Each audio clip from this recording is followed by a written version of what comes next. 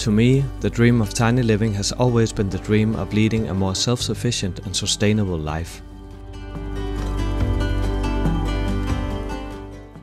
Where you earn less money and consume less, but instead have the freedom to live more simply.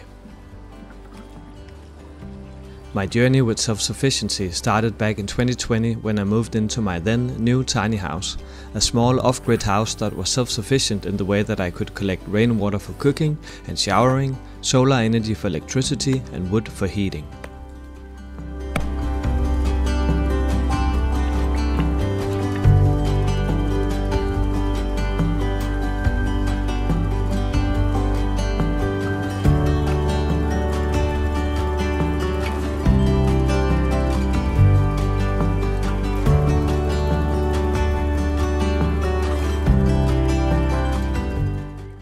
So I started building up my new garden in the forest, but I should learn soon that I needed more of two things to really be able to grow my own food: sunlight and space.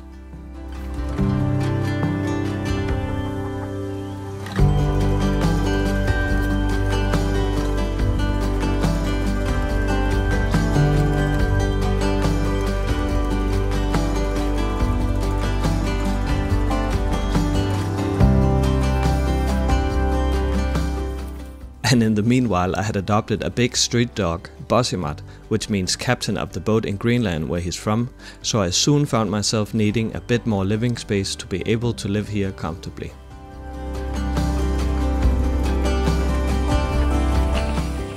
Therefore I decided in a way to reboot my entire homestead so I could create a better and more self-sufficient life for me and Bosimat.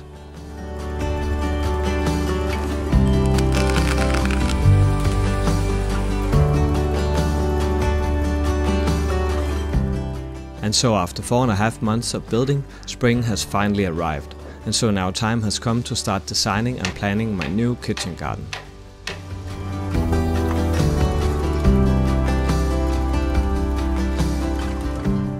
It will be based on principles from the permaculture gardening tradition, and for those of you who don't know about permaculture, you can simply think of it as permanent agriculture.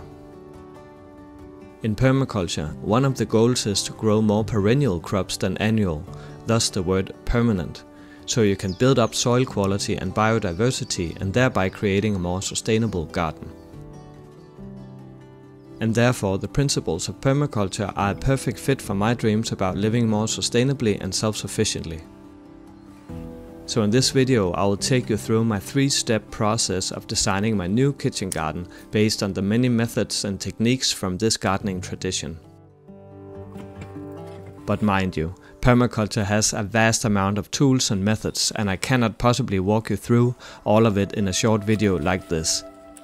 And also I do not have the qualifications for it, even though I do hold a PDC, a permaculture design certificate. So take this video as a small teaser and inspiration as to how you can design a small garden with some of the many principles and methods from permaculture. Okay, enough talk, now let's get on with it.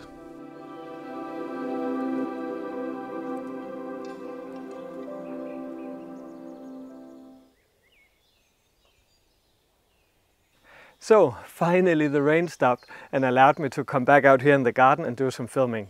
So I originally planned to make a much longer video for you guys today, but then I realized in editing that it ran way too long and it was way too information dense, I guess, for the casual audience. So therefore I will make a shorter version this week, and then next week I will release a different video in which I go much more into detail about the nitty-gritties of my permaculture design. So this video will be more like a walk than a talk in terms of me explaining my new permaculture design for my garden. But what I was talking about in my longer video was that I have this 3-step process for making my garden design. And in the first phase, I gather a lot of information, what you call the mapping phase. So here I was mapping like the different structures on my property, like my house and my annex and my woodshed. I was mapping the elevations of the terrain on my property. I was mapping the different birds and animals that I have on the property. I was mapping the different plants and also the different resources that I have available that I can use for building my design. And then in the second phase, I was doing what is called a sector analysis, in which I map out the different energies that I have on my property, like the solar energy and the wind energy. I get a lot of wind from the meadow. The water is also a form of energy where I can collect water. And then the different movements, like how I naturally move around on my property. And then the third stage in my design process was that I made my actual design. And in permaculture, you talk about moving from pattern to detail. So you want to get the main structures down first, and then you can focus on the details afterwards. And so what I did was that I divided this southern end of my property into 3 areas. One area is what I call the kitchen garden area. And another area is what I call the rewilding zone. And then the third area is my forest garden area. So the kitchen garden zone will actually start up here by the house, because this is where I learned from my sun analysis or the sector analysis that I have the absolute best conditions in terms of sunlight, because it is so open and it has this open view to the south. So these beds that I'm making here, they are getting a whole lot of sunlight.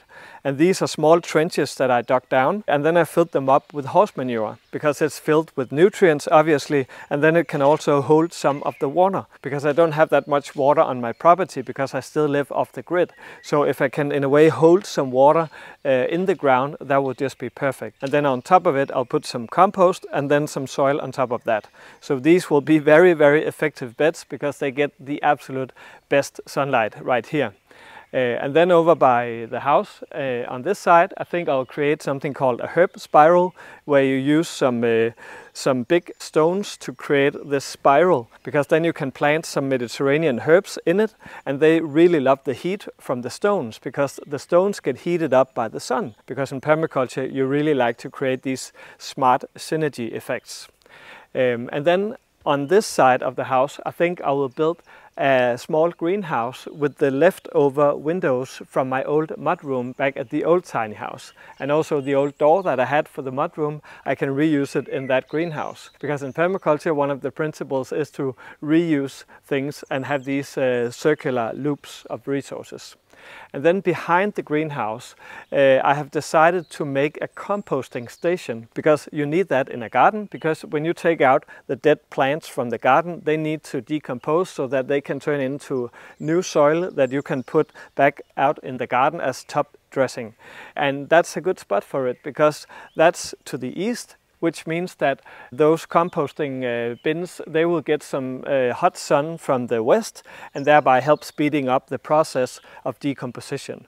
So, and it's just next to the garden, so it's just perfectly located for that.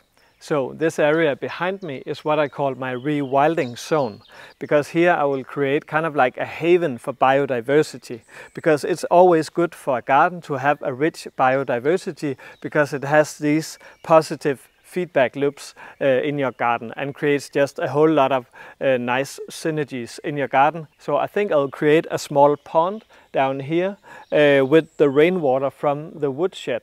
And water is always good to have in the garden, because it's just a booster for the biodiversity. So it will attract mosquitoes, and the mosquitoes will attract birds. And then I think I'll have some bird boxes up in the trees.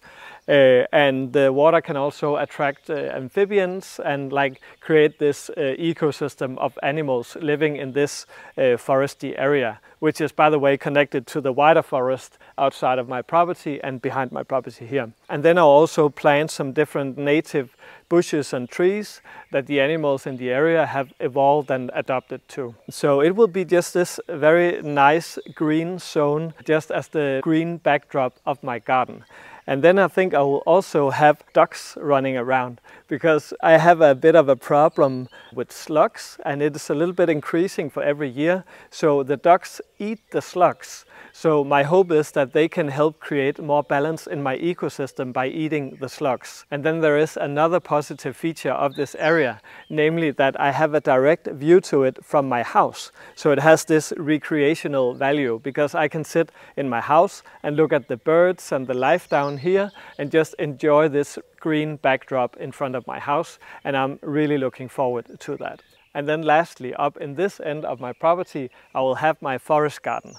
And it actually starts on this fence going down there, because I have fruit trees and berries growing up against the fence, and I will plant some more over there. And then I'll just sporadically have fruit trees and berries and nuts growing in between one another up in this section. And the reason why I placed the forest garden up here is because it's the furthest to the north, so the trees won't cast shade on the lower plants here in the front end of my kitchen garden because it's to the north. And then also because I learned from my sector analysis that I get a lot of wind in from the meadow. And then by having trees and bushes up in this end, the wind from the meadow will be a bit blocked, so it doesn't cool down the plants down in my kitchen garden zone.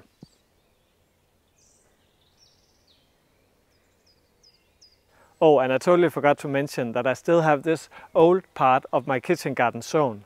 But last year I had a very big something called a hygge mound here in the middle, but now I've changed it into 3 smaller hygge mounds that are a bit more manageable. But a hygge culture is just a classical thing in permaculture, where you dig down a trench in the soil, then you fill it up with old logs and branches, and then you tuck in leaves and smaller branches, and then you put some horse manure on top of that, and then some compost, and then some soil on top of that again. Because then when it rains, the water will get sucked up by all of the leaves and the decomposing logs. And when they decompose, they will release nutrients to the plants on top of the bed. So it's in a way a very ingenious bed for lazy people, because when it works, you really don't have to water it. And you also don't have to put fertilizer on it, because it's just so effective. So I made some smaller hygge mounds because they are a bit more manageable, and then they face directly towards south, so they will get quite a lot of sunlight.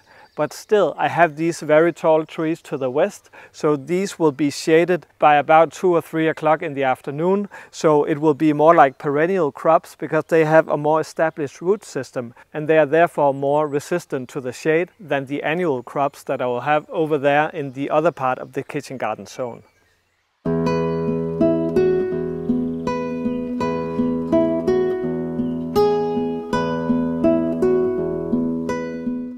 So now that my garden design was more or less finished, I could start building my garden.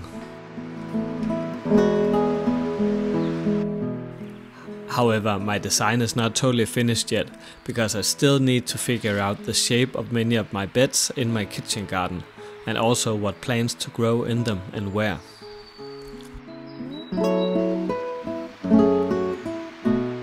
But it will have to do for now, because now it's mid-April, and it means that it's high time for getting down the potatoes.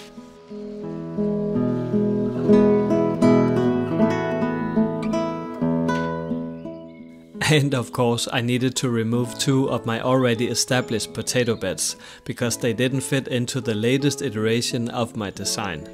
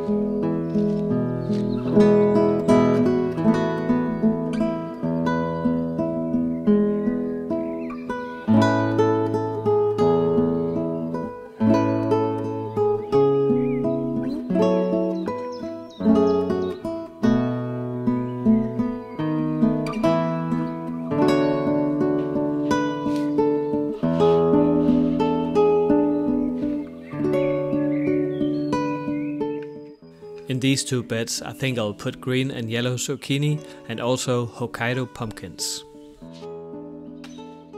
But thank you so much for watching this video. I really hope you learned something and maybe found some inspiration. See you again next time.